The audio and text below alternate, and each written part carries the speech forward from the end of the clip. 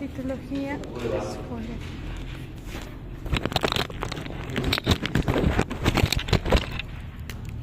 En los laboratorios de patología. Y al igual que los otros procedimientos que hemos visto, biopsias, punción, todo esto, Eso nos falta. a través de la citología subjetiva, tenemos que llegar a un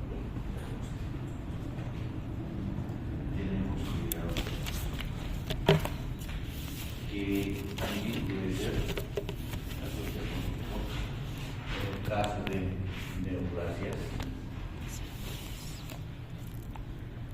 Como ustedes saben, las neoplasias pueden ser benignas, pueden ser también neoplasias malignas. No, sí, para el diagnóstico Qué rabia. También, pero se hace diagnóstico con una citología subjetiva de casos que no son necesariamente neoplasias, no neoplasias, ¿verdad? Aquí veo una infección que puede estar siendo causada por un germen. Cuando hablamos de Papa Nicolau, el Papa Nicolau dice, no, diagnóstico precoz de lesiones premalignas y cáncer de piel. Ese es lo fundamental del laboratorio. O sea, aquellas lesiones que si no se las trata pueden evolucionar a un cáncer. Por eso se llaman lesiones premalignas. En esa definición yo un poco discrepo cuando dice diagnóstico precoz de lesiones premalignas y el cáncer. El Papa Nicolau es una prueba de tamizaje. Se aplica justamente para ver si están esas lesiones premalignas y tratarlas. Porque si a través del Papa Nicolau hacemos el diagnóstico ya de un cáncer de cuello uterino, significa que hemos llegado nosotros tarde. Ya está instalado el cáncer. La idea es evitar el cáncer. Porque el cáncer de cuello uterino es, primero, prevenible. Es uno de los cánceres prevenibles y tratable en estadios iniciales. Si es prevenible, ¿cómo se podrá prevenir el cáncer de cuello uterino? Como el Papa Nicolau. Claro, con el Papa Nicolau. Pero hay el agente causal. ¿Cuál es el agente causal del cáncer de cuello uterino?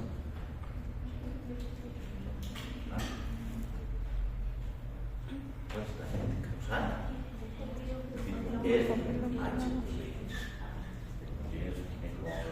Pero no todos los virus de HPV, sino los serotipos de alto riesgo congénito. Por eso dicen las presentaciones.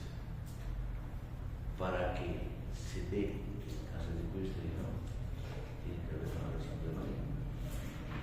Para que se dé la lesión premaligna, es consecuencia de la infección por el virus del papiloma humano. Entonces, prevenible, tratable. Entonces, pero también se puede hacer que el neoplasia, por ejemplo, el Papa Nicolau puede estar causando una infección en la región de genital femenino, una tricomoniasis, que es un parásito. Se puede estar causando una infección por hongos, otro tipo de gérmenes, entonces, que no necesariamente es nada.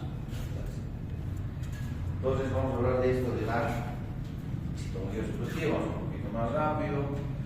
Entonces, cuando hablamos de citología subjetiva, vamos a hablar del estudio de las células. O sea, a través de los diferentes procedimientos que vamos a mencionar, lo que se van a obtener que son células. Y de esas células, ¿qué se hará? Bueno, de esas células, ¿qué corresponderá realizar? Cuando tenemos tejido, se va a una biopsia, ¿no es cierto? Todo el procedimiento de la biopsia. Y si son células, ¿qué será? Extendido. Eso, se tendrá que hacer un extendido citológico. Después de hacer este citológico, ¿qué vendrá? Fijación. Fijación. el proceso de fijación, ganó antes de ir al siguiente paso. Fijación, ¿con qué patrón está histológico? Alcohol.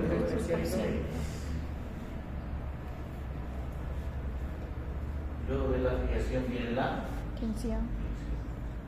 dos tensiones. Acá vamos a colocar la tensión del PAP, una de las más importantes, pero también los extendidos histológicos se pueden fijar con la tensión del chi. Ahora bien, vamos a hablar de dónde, qué o de qué manera podemos obtener estas células para hacer el no es nada del extendido citológico. Primero, hay una técnica que se denomina la técnica del raspado. O sea que a través de un instrumental o de un instrumento, que puede ser, por ejemplo, a través de un bajalenguas, a través de diferentes cepillos especiales, se puede raspar la zona, especialmente en aquellas donde tenemos epitelio y obtenemos células. Estamos descamando esas células, pero a través de la técnica del raspado y procedemos a hacer el extendido citológico. Por ejemplo, la toma de muestra para el Papa Nicolau es una técnica de raspado. A través de la espátula de Salai, o del Citobuch, introducimos en el cuello uterino, la zona del epitelio, y raspamos, sacamos células y de esas hacemos el extendido citológico. Pero también, de manera natural, ya hay cavidades orgánicas que están revestidas por epitelio. Entonces, esos epitelios también van descamando de manera natural. Entonces, se puede hacer el extendido citológico. Por ejemplo, en el caso, también se puede hacer acá fundamentalmente, no siempre. O sea, nuestro principal área es la del Papa Nicolau, como se llama, las características. Pero también podemos raspar la cavidad bucal, raspando con válidos. Tenemos el acceso a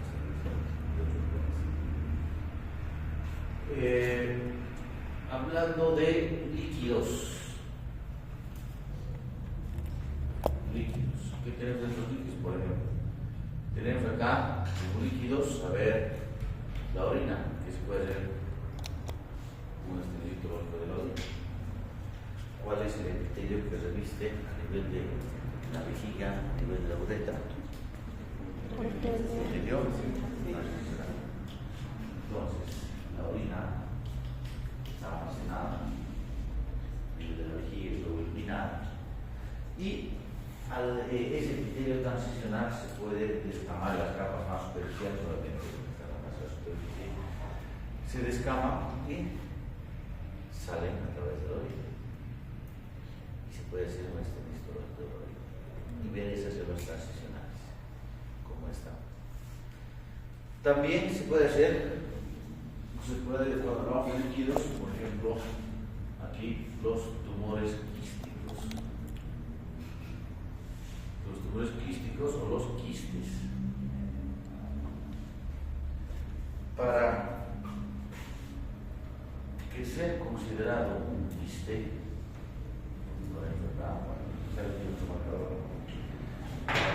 para ser considerado un quiste,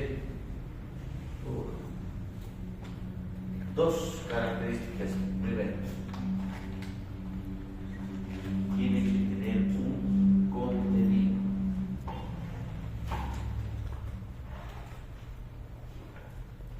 Dos, en la parte interna de la pared quística tiene que haber un revestimiento epitelial. Entonces, cuando cumple las dos características, recién se puede mencionar un quiste. A veces, por diferentes traumatismos en el interior de un tejido de una región, se puede hacer un área quística, pero si no tienes revestimiento epitelial no puede llevarse quiste. Es lo que pasa con el mucoselio, la cavidad bucal, que es una lesión femenina, pero el mucoselio no es un quiste, se da como de las glándulas salivales menores que forman el área quística, pero no tiene revestimiento epitelial. Y el contenido de los quistes puede ser diverso. En la mayor parte de los casos es un contenido líquido. Y si nosotros hacemos una función de este quiste y sacamos líquido, se tiene o se puede también hacer una citología extendido. Pero, ¿qué debemos considerar importante cuando tenemos líquido? ¿Hemos dicho? ¿Qué es importante? Antes de hacer el exterior histológico, ¿qué es importante acá? Es la centrifugación. Si solamente hago de orina, que puedo hacerlo, pues muestra de orina sin hacer la centrifugación, bueno, 2 o 3 células que voy a tener, nada más. Pero si hago la centrifugación, va a haber un concentrado en la base y vamos a tener mayor representatividad. Otro mecanismo que nos permite obtener células, hemos hablado de qué procedimiento, a través de la locomoción. ¿Ah? ¿Cuál es? ¿Cuál procedimiento a través de la locomoción que se obtienen células? ¿Sí? ¿Ya otro? Yo iba con el PAF, donde se obtienen células. A través del PAF, introducimos en la boca células, pero a veces, cuando a través de la función o al hacer la función quístico quistes, podemos obtener líquido igual. Si obtiene líquido en el PAF, aquí pondremos si es líquido que se obtiene en el PAF, primero determina la centrifugación antes de ser el exterior. Otro ejemplo, donde podemos obtener células, los lavados.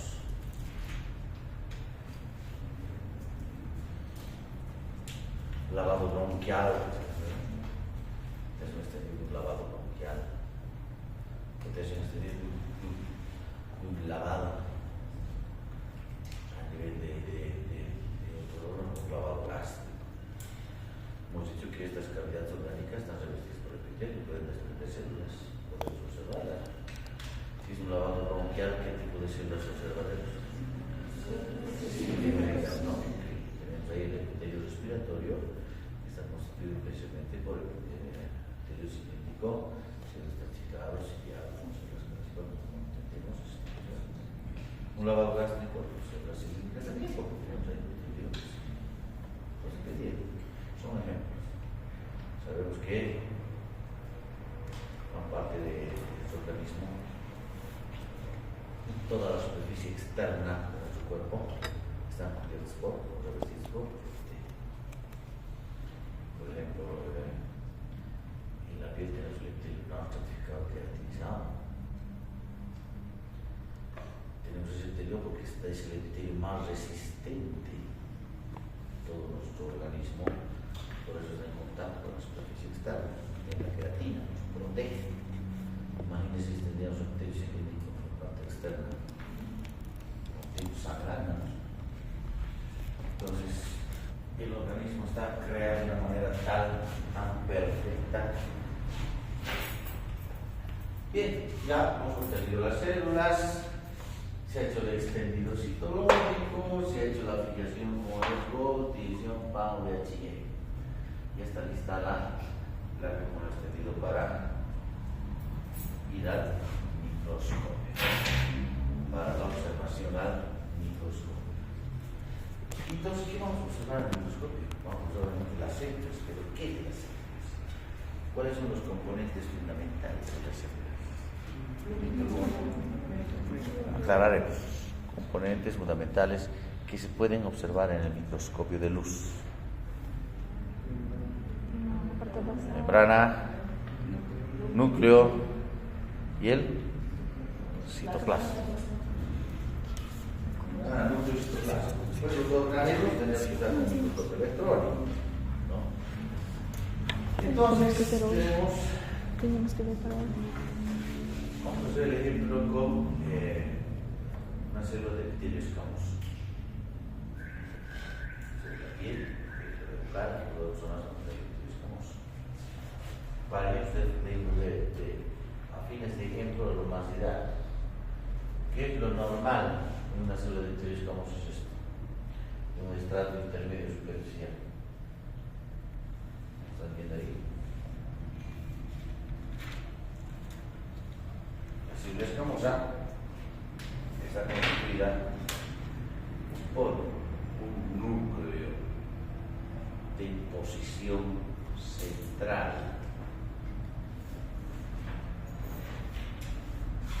contorno regular del núcleo, y lo que tenemos en el interior del núcleo, la cromatina, nuestro material genético, cromatina regularmente distribuida. Esa es la característica de la célula normal. Y el citoplasma es amplio, como están viendo ustedes. Ya vayan familiarizándose con este término de relación núcleo-citoplasma. Relación núcleo-citoplasma. Esto se refiere a la cantidad de núcleo que tiene una célula por la cantidad de citoplasma. Que una célula escamosa de un estado intermedio normal, vean, la relación núcleo-citoplasma es a favor del citoplasma. O sea, hay una mayor cantidad de citoplasma en relación al núcleo. Entonces, esta es la membrana basal. Primero tenemos acá las células basales, de esta manera, donde el núcleo es un poco más grande. Luego estas células comenzaron van madurando hasta que terminan en la capa superficial formando la queratina, que es un sobrepuentes. Esas células superficiales son reemplazadas por otras que van madurando. Luego esa célula en un estrato intermedio es lo que estamos diciendo. Una proporción de núcleo menor y mayor cantidad de citoplasma. Ya en una célula superficial, esto es así, un pequeño punto donde se ve el núcleo. Está cumpliendo su ciclo. Y al final, acá en la parte más superficial ya tenemos la queratina, donde es una célula muerta y ya viene el núcleo. Vean cómo van reemplazando las de la capa basal a las de la capa superficial. Pero siempre la relación núcleo-citoplasma en una célula escamosa normal es a favor del componente citoplasmático.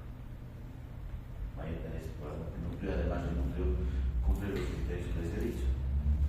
Núcleo de posición central, de un contorno regular, de una cromatina regularmente distribuida. Eso es lo que tenemos que observar en el microscopio. Ahora es conocer el microscopio. Para ver si las células cumplen esos criterios.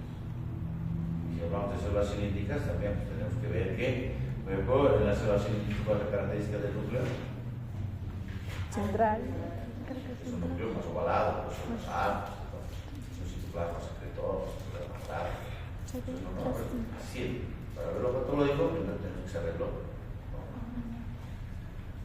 Entonces, a través de esto vamos a hacer un diagnóstico de qué tipo de lesiones estamos viendo. Por ahí es una lesión premaligna, por ahí un cáncer. Y cuando hablamos de este tipo de lesiones, cuando se altera el ciclo normal. Entonces, desde el microscopio podemos observar así, una célula, y podemos observar un núcleo de este tamaño. ¿Ya? Un núcleo ya aumentado de tamaño. Un núcleo que ya tiene un contorno irregular. Un núcleo que la relación núcleo-citoplasma, en este caso, La relación núcleo-citoplasma, en este caso de este núcleo, la relación núcleo-citoplasma se altera. O sea, esta relación núcleo-citoplasma se altera a favor de qué? ¿A favor de qué componente? Núcleo. El núcleo mayor en proporción que otra cosa, el material genético, la cromatina dentro del núcleo, que normalmente es regularmente distribuida, uniforme, cuando la célula ya está alterada. Cuando hablamos de lesiones premalignas, cuando hablamos del cáncer, esa cromatina en el interior va haciendo grumos, se va amontonando, se va del término, se va haciendo montoncitos y deja espacios claros, lo que se conoce como cromatina grumosa. Entonces, esos cambios que se van dando en la célula, de acuerdo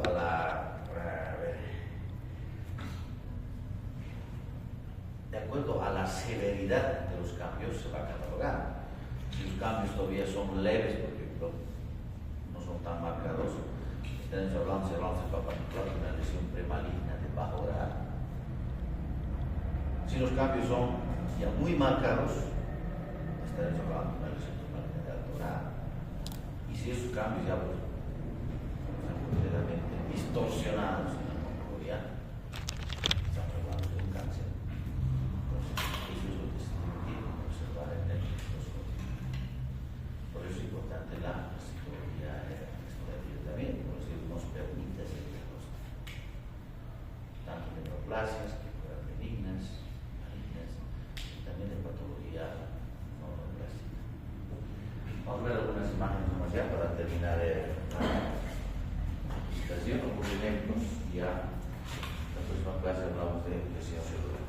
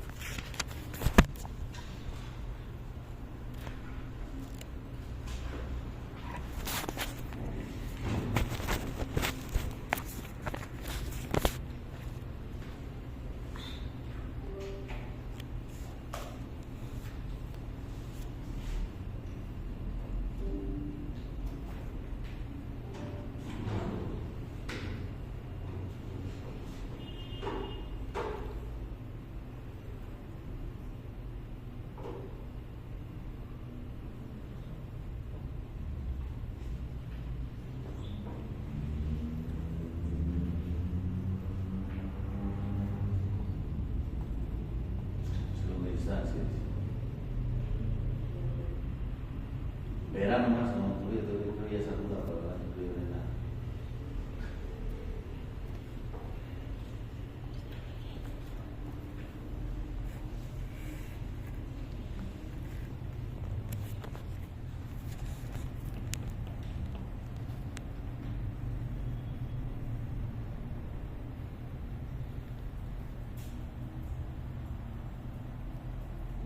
Sí, hemos visto, ¿no? No. Hemos tocado. No sé, acto de la función. No. Esta hora de citología, si no has visto esto. Esto no hemos visto. Pero se preguntaron en sí, me dicen. Bueno, hemos hablado de citología, entonces mañana hablaremos de esto. Pero bueno, pues es que es necesario ver esto. Pero pues empieza, ¿no? Y mañana veremos esto y ya. Si no preguntaba, pues entonces nada. Bien, gracias. Me quedé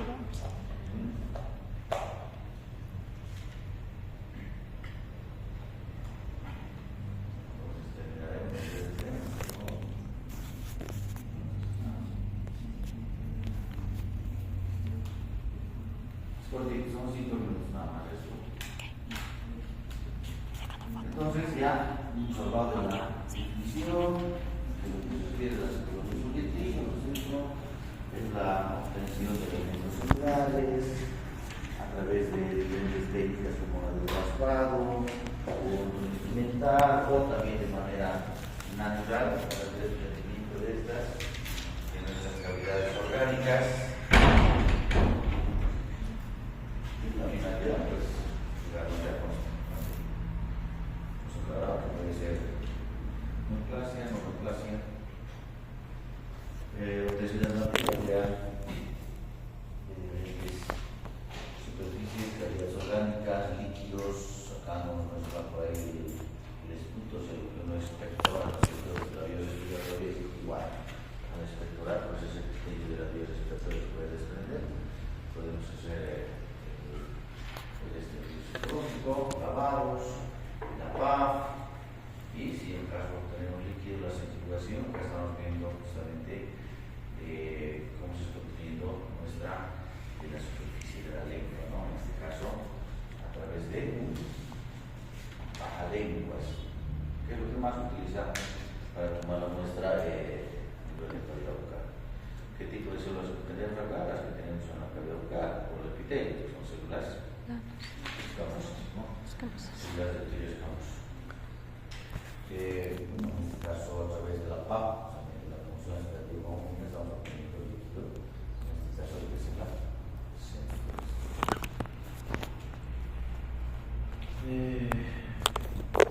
Algunas recomendaciones, no solamente estas recomendaciones para lo que es cavidad bucal. Primero, una específica para cavidad bucal.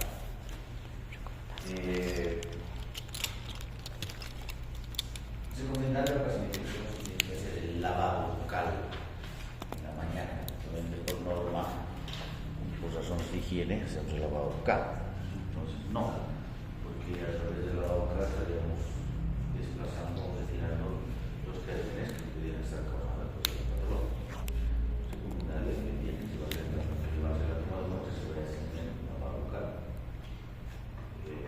Y simplemente antes de la toma de muestra, el profesional encargado tendrá que hacer la limpieza de un pequeño tubo de las pulmonares, ¿no? Para eso lesiones cubiertas por costa. Hemos dicho, ¿no? Que si se raspan la costa, no vamos a sacar nada, solamente se las muertes nada más. No se va a poder hacer diagnóstico, entonces se tiene que levantar la costra del lecho de la lesión, tomar la muestra. Los datos para la remisión de la muestra de manera general, cualquier muestra que ustedes envíen a un laboratorio de patología, pues, mínimamente a ver con qué, con los datos de filiación, ¿no? El nombre completo, edad, sexo, otro dato importantísimo, procedencia de la muestra, de dónde están enviando la muestra, y otro dato importante, el diagnóstico clínico, o sea, ¿qué están sospechando ustedes? Bueno, la patología les dirá que sí, está muerto o no, eso es lo básico de eso. Cuando hablamos de citología, digamos un diagnóstico de malignidad.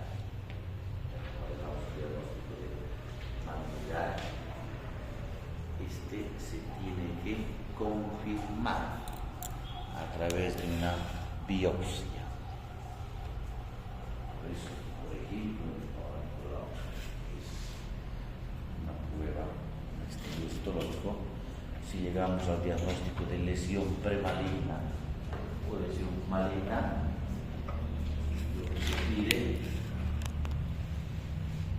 seguido es una biopsia completa de examen.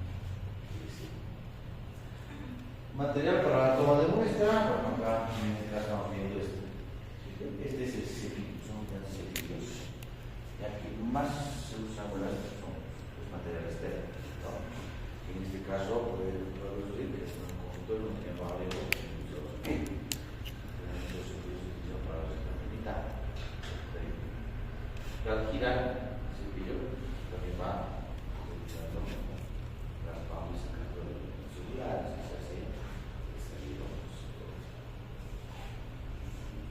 Acá estamos viendo que está siendo diagnóstico a través de la psicología, no necesariamente de una neoplasia, de estas lesiones, que cuando van a evolucionar en una vesícula, pues son cubiertos por costra, es el efecto del virus, el herpes virus, ¿no?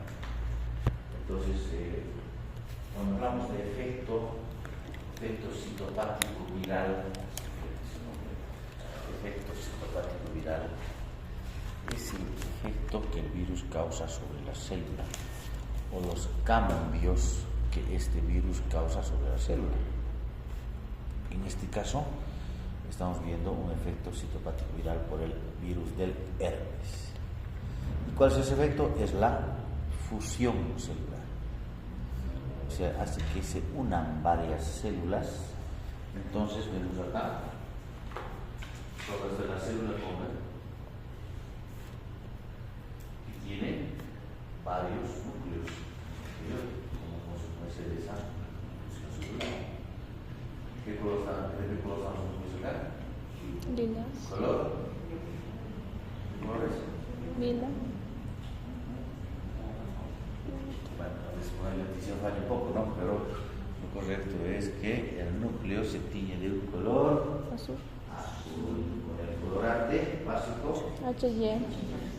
que es hematogenos, en cuadros hematogenos, pero sin el parálisis. Entonces, el núcleo se tiñe de color azul con el colorante hematógeno. Aquí estamos viendo los ejemplos específicos. Acá se está haciendo un diagnóstico de un proceso viral. Tenemos las leucoplacas. Leuco proviene de lóbulo blanco. Son placas blanquecinas que se producen. Y hay que tomar entonces el análisis de estas leucoplacas. ¿Por qué significa que no solamente leucar, pero vino, son las leucoplacas, por otra parte? Significa que a ese nivel ya se tiene una alteración a nivel del epitelio. Que puede ser un cambio interactivo, sí. Pero también puede estarse ya dando una lesión del maligno, ya está hablando de cáncer. Ese es el signo del arma por el leucoplasia. Se puede hacer un exterior citológico de esas leucoplacas, pero acá nos va a dar el mejor resultado.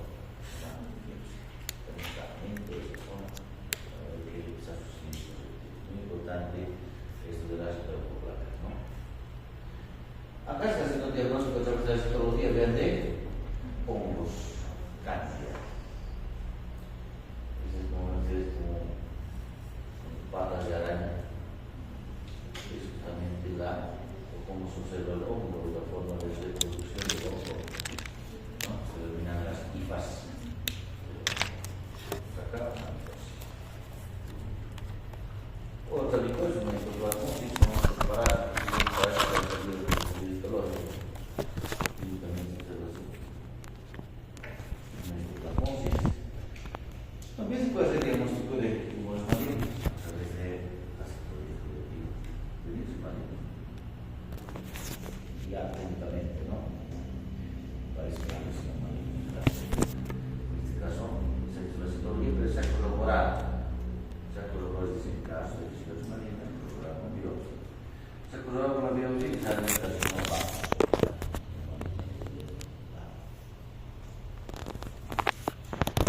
Esta lesión, en la parte lateral de la lengua, una lesión ya ulcerada con necrosis.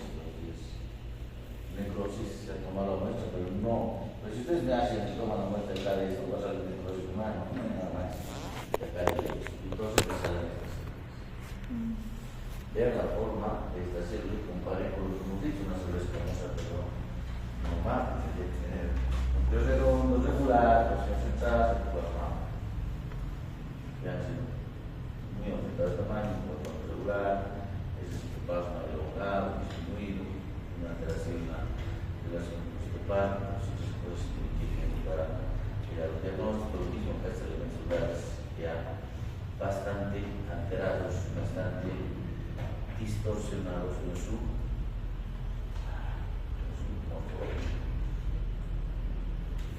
Otra ocasión es escamoso, también. Aparentemente el plano